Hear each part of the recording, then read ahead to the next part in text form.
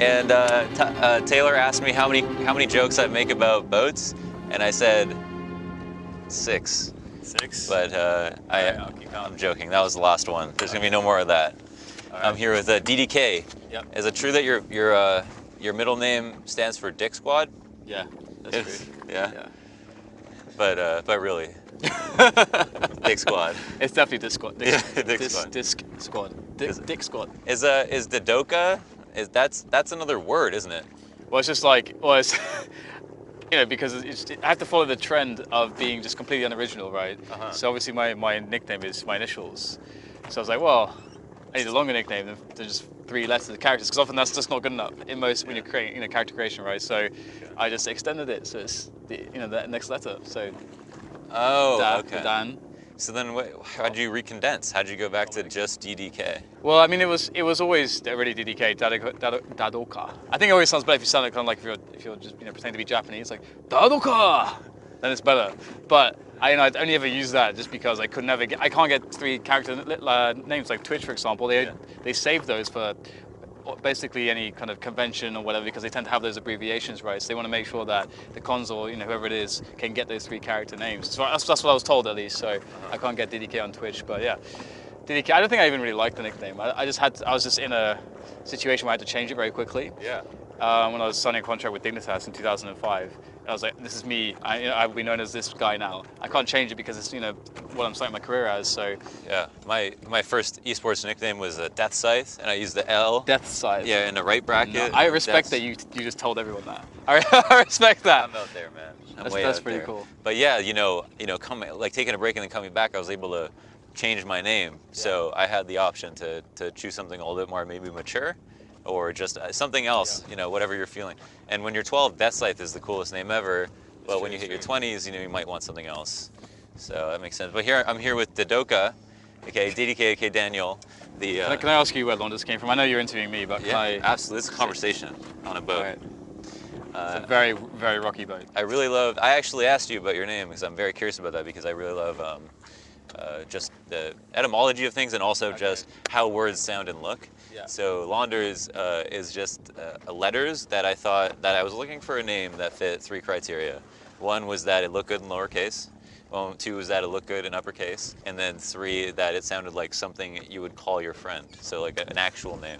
I like that there's so much thought to this. Yeah, there is actually a lot. It wasn't easy to come across that. Some of the letters I don't actually like. Like, I'm not a big fan of U, for example. Yeah. But Launders, I like how it sounds. So I compromised on that. Awesome. Although I could have gone for Landers, but I thought Launders sounded better, more like a real name. So anyways, I'm here with... I think it represents your personality quite well. Oh, I appreciate that. Yeah, I often trick people. Some of my girlfriends called me Launders by accident. Really? Yeah, so you know how that's working. And I found out it's a real name. It's actually a real NS name, so I think I'm doing something right. It could be like a name creator or something. But I'm here with Daniel, the Quake player. Yeah. Daniel, the Quake player. You were pretty good. I was pretty good, yeah. Yeah. Unfortunately, it's so annoying actually, because Quake never really quite got the chance that some other esports did, and it's unfortunate because it is considered, I think, part of the. I don't know how people classify it, but I would say the 3 original esports, or I'd like to go so far as to say the 3 originals would be Quake, Counter-Strike, and StarCraft. I think for many people that's somewhat fair. I mean, they all came around sort of around the same time, but obviously StarCraft has its longevity because of Korea and various let's say reiterations by Blizzard, which, I mean, you might argue the success and that they deviated from the formula somewhat, but it's still StarCraft. And Quake never got that reiteration, Quake 3 that is, that really had a big popularity. It was always a little bit disappointing that a lot of the players that I grew up playing with and who are very good never quite got the chance. I mean, a lot of them trying their hand at Overwatch and so on and so forth, but yeah, Quake was never... We talked about a couple of reasons why it might have been that Quake never got a chance. Personally, I'm of the camp that maybe it came in... Quake also died a couple of times, right? Yeah, a bunch of times according to some people, yeah, but yeah, you're right, it did die a few times. Okay, so I guess there's more to it than it just came in at the wrong time, because it was around when StarCraft and Counter-Strike were popular, but for some reason, the 1v1 and the FPS, do you think that had a factor? That was a reason that it didn't take off? I think a lot of it's always going to come down to, I mean, if we look at that first decade from 2000 to 2010, let's just take that as a decade, because I think it's a good period of time when you had those original 3 esports. They were trying to make it, but it was also a very different time because we didn't have the infrastructure we do now. We didn't have the technology we do now, or the proliferation, let's say, of like high quality, gear and internet, like good internet connectivity for people around the world, and also like anti-lag clients, for example. Like people forget about the netcode. Like that was a big deal. Like actually having good netcode solutions for games to make it more globally accessible to generally improve the longevity of a game and the competitiveness as well. See, for a commentator, I struggle with Are there words. some words that you There are try some. to not say? There are some. For yeah. me, I can't say success without tripping over something else. I've Yeah. tried to stop writing that into my scripts. It's all about the champagne. I'm sure you'll have like some B-roll of the champagne or something. But That definitely doesn't help. Yeah. champagne has ruined me. But yeah, so you have this period of time where we don't have the infrastructure, and I think you made the point about TF2 that maybe it came along a little bit too early as well, because obviously into the Twitch generation, all of a sudden there's a new way to monetize games, and it can actually be an esport. Whereas before, the only way to really monetize a game, to really have success as an esport, is it's all about technology. Or can I show off my graphics card? Can I get an endemic sponsor to actually like Intel or whoever or Nvidia to say, you can play this game and we can market our amazing graphics cards or whatever it might be. And that was it. That was where all the money came from. So then we had the crash in 2008 when CGS was trying to make it big, and that just screwed everything. All the sponsorship money was pulled out, and esports took a big hit. So I mean, Quake. That's where Quake was basically. They had one chance though. Yeah. They had one chance, and that was with Quake Live, because no one had ever done the free-to-play format really before. I mean, League of Legends was the first success, but at that point in time, when Quake Live was just starting its free-to-play project, everybody was laughing at League, because that was before the massive investment from I think Tencent it was, and before they completely revolutionized their game and made it very popular. But yeah, Quake Live upon release, it missed so many features. Matchmaking wasn't working, and it did everything. It had the timing, it had everything. They just didn't put the care and the time and the resources into the implementations to actually make people keep playing it, which is a problem. Like you join a matchmaking queue, matchmaking didn't even work. So you have like thousands of people in the queue, but it didn't even work. So it's just ridiculous. Of course, people are going to stop playing. So yeah. Did you try to go when you were done with Quake? Did you go right into Counter-Strike? Did you try to go pro in Counter-Strike? No. I always played it on the side. I played I played the betas. I played 1.3 a lot. Back when you could bunny hop with an MP5. That was good times. Actually, it really pissed me off when they took out bunny hopping. I think it was 1.5 when the bunny hopping went away. It was still good, but it wasn't nearly as crazy as it was in 1.3. It wasn't just like continuous. Yeah, 1.3 was the one. So I got really annoyed because I was coming from Quake and I just loved to bunny hop around with MP5. But yeah, I always played CS, played a lot of Source. I tried to make some teams in Source actually. I made a UK team in Source called 5Flow actually back in that point of time. And that was very interesting, but it quickly became, I quickly realized that it was very difficult to make a team in the UK in CS because everyone was retarded. So you had Henry G's team. They were actually quite good, right? They were quite good, yeah. I think I probably played against them right when they started. They had a team called Insert Coin, I think it was. I think maybe Huds G, and I'm not sure if Henry was on that team, but like it was those kind of guys. Yeah. Like Z-Board. I think they became Z-Board later on as well. Are you familiar? I know Huds, and I didn't play Source myself. Yeah, because I have self-respect, so I avoided the game. Strong words. That game was so much fun for a Quake player because the hitbox is like massive. Oh, okay. So you just like walk around with a deagle or an AK and just kill everyone. Yeah. It was brilliant.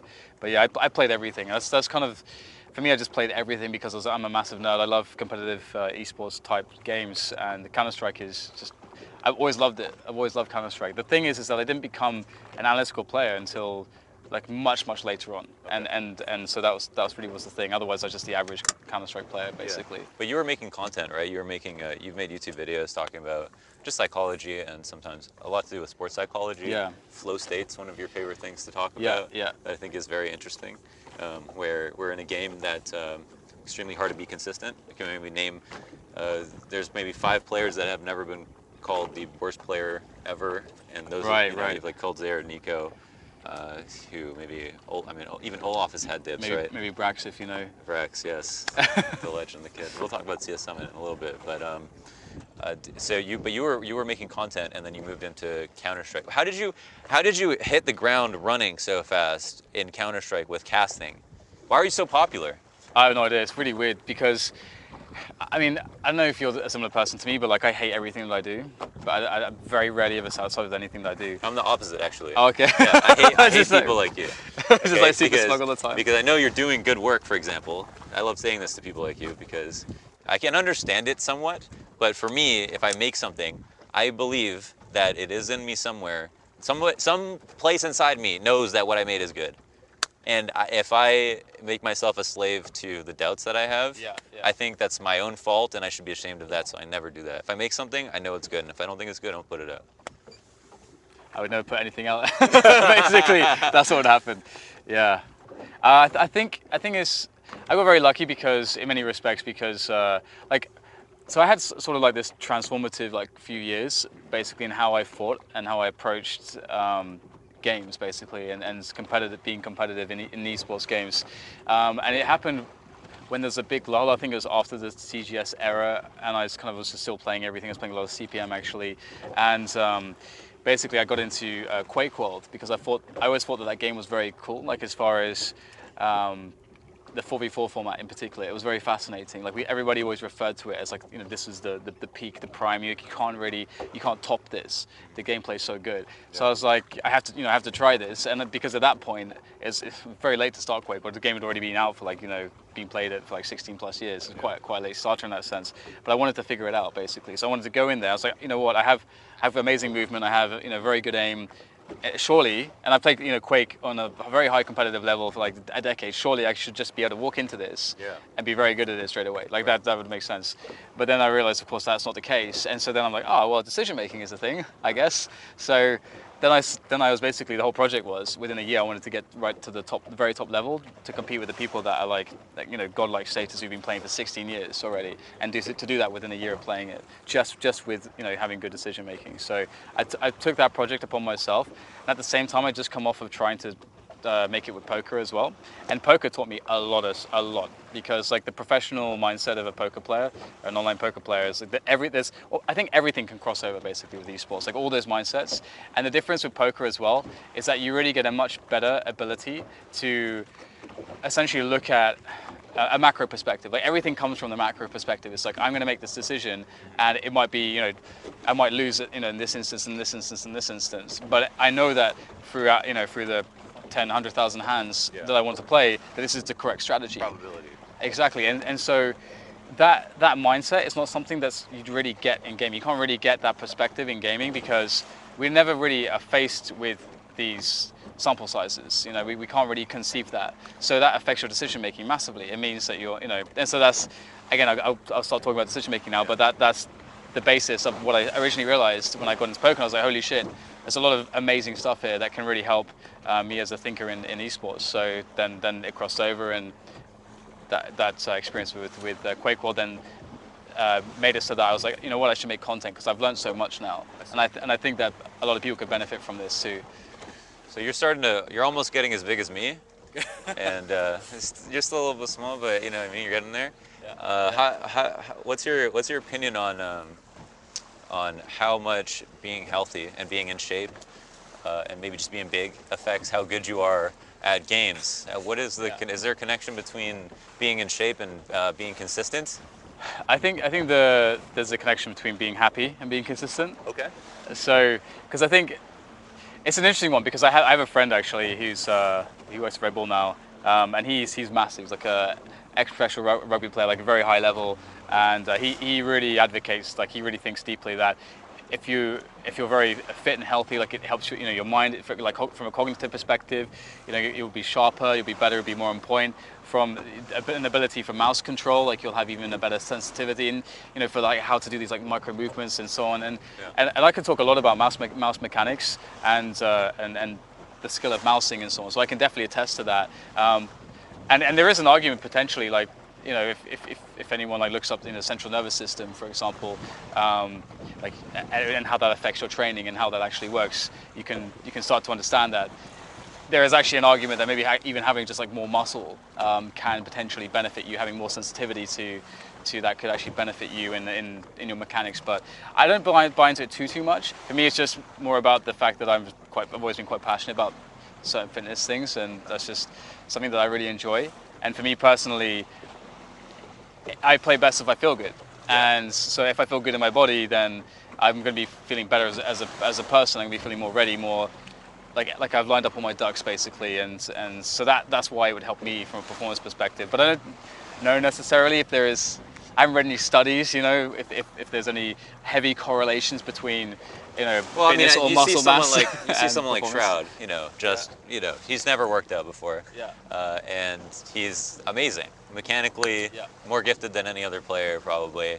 And I think so. yeah, basically has flaccid arms. Like he has nothing going for him in terms of strength, and has amazing mouse control. Like you look at how he cuts up angles and how quick he is to react. Yeah. There's no correlation. No, I think I understand the happiness, but some people have that, like they're born with that energy, and then some people have to work for it. Yeah, I think so. Yeah. I think I'm the type that has to work for it as well, so I can understand that. But Smash Summit, God damn it, I always say Smash Summit, CS Summit.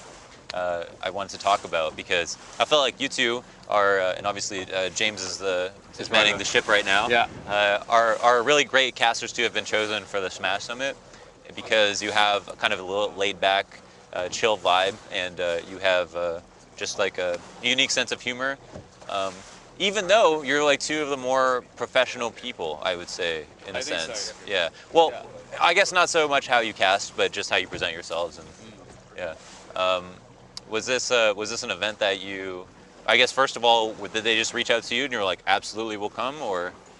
Yeah, I mean, the thing is, I didn't know much about Summit, but I understood the concept of the event, and I tried Tech TV, like we did Tech TV before, and I watched the LT Home Story Cups, and that kind of vibe to an event. Like I understand like how those events go, generally speaking, but this event way exceeded my expectations from that perspective, because they just did everything right. Like it's very rare you can go to an event and they just nailed everything. Yeah. Like I cannot find a single criticism of the event. It just everything worked, and I think everybody warmed up to the couch like really well. Like there was maybe like a couple shaky maps where people are kind of trying to find a level like of banter versus talking about the game and how much like analysis we're going to do and how much we involve other people.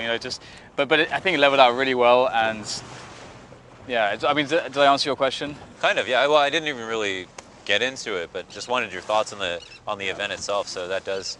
But what do you think about what if Summit was the only event for the rest of the time that we played Counter-Strike? Do you think that would be the best way to do things? Would you personally want a change of pace to more like serious, more like fill every moment of dead air type of broadcast, or?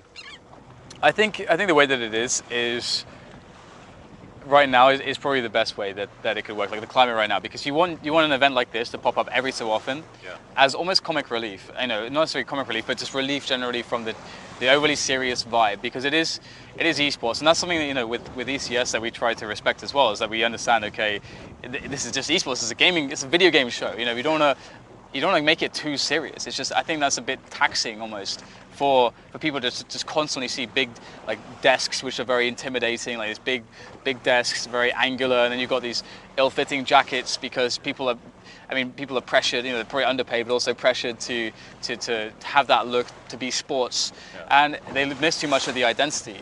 So it's all about balance. It always comes down to balance.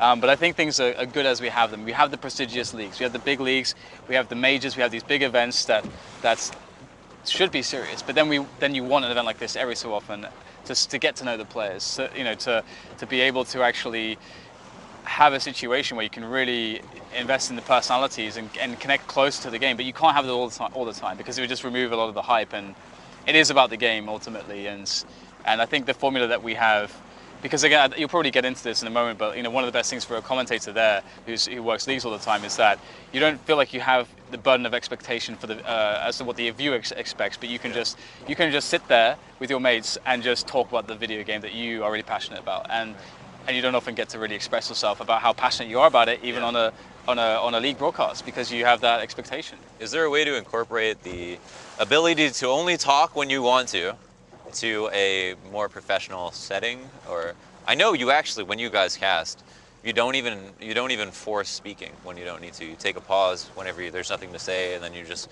continue speaking. Is that something you've actively thought about, or is that something that after the summit you want to do even more, or like? I think it's something James talks about quite a lot, and I think it's something that he's definitely focused on a bit more than me about bringing into the cast. But I think it's something that's really good, and it just all depends about how what you use it. Of course, like it's a tool that's underused. Absolutely, I think there shouldn't be so much pressure, and especially when you have sometimes you can run into a streak of bad games, where there's not necessarily all that much to talk about, or it's just a really slow map. Like let's take Cobblestone for example, where you could even argue that you have half the things to talk about because it's so T-sided in that sense, and the CTs can't do nearly as much. So you almost get half of what normally you would expect to be able to talk about on a cash game, where the CT side can be very active. There's all this kinds of stuff going on. Yeah. To something that's much more rigid in that sense. So yeah, it's all about a balance. But I think we've just only really started exploring that. I think there's a lot more to be gained by further exploration of pauses, to be honest, and allowing the action just to speak for itself a little bit. So what's next for you? What's next for Daniel? So I mean, we have ECS, of course. So that's awesome. We're in California. Yeah. We're on a boat. This is so sick. So yeah, it's just ECS. The major, I imagine, is also fast approaching. So that's gonna be awesome.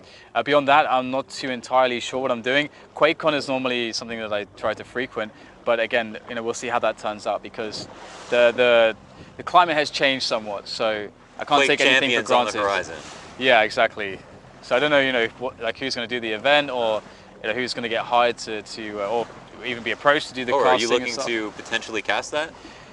It really depends. Like, I was looking to play there actually. Oh. Yeah, that's what I wanted to do. But the thing is, I'm between two continents at the time, so it makes it a bit awkward. So I'm not sure. I might try to find people. Like I already spoke to, because I know everyone, right? Like it's Quake. I know everybody in Quake. So I was talking to a few people.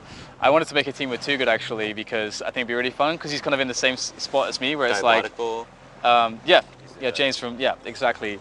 So it would be quite cool to like revive that if possible, kind of like the old men club. So are you guys in the UK? Are you guys so much better at 1v1s just because you're like more toxic and are better by yourselves? You have the skill, but when you work together, you just turn on each other. Well, the thing is, right, is that the UK, I don't think it was ever good at anything really. We were actually better at in Quake. We were actually better at team deathmatch, basically, like our team modes.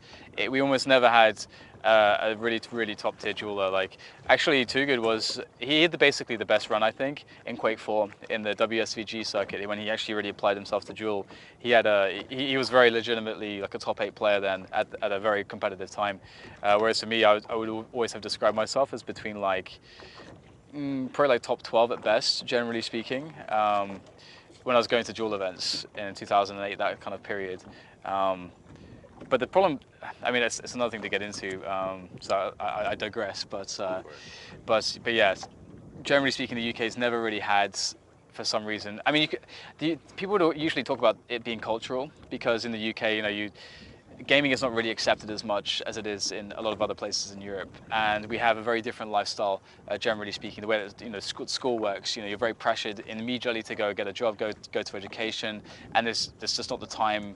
And there's just too many other pressures, I think, socially for people to actually really invest time. Because if you take the opposite example, let's take Scandinavia, they have a type of government where they don't even have to worry, where they can just take a pause from education for like 4 or 5 years, come back, get a bunch of second chances. The government will pay them to study and so on. So it's way more relaxed in that sense. There's not the pressures as we have in the UK. So I mean, I kind of agree with that. It might be something else. We probably have more of a console culture as well. But yeah, the UK has always been a little bit lackluster. Good thing you guys got the caster game cornered. Yeah, that's one thing. Cheating with that accent. That's one thing that we have. Yeah, we're pretty lucky there. Anyways, thanks for talking to me. Yeah. It's great being on this boat, and I'm going to end this interview so we can enjoy just being on this boat. If you want more coverage, check it out right back here on our website.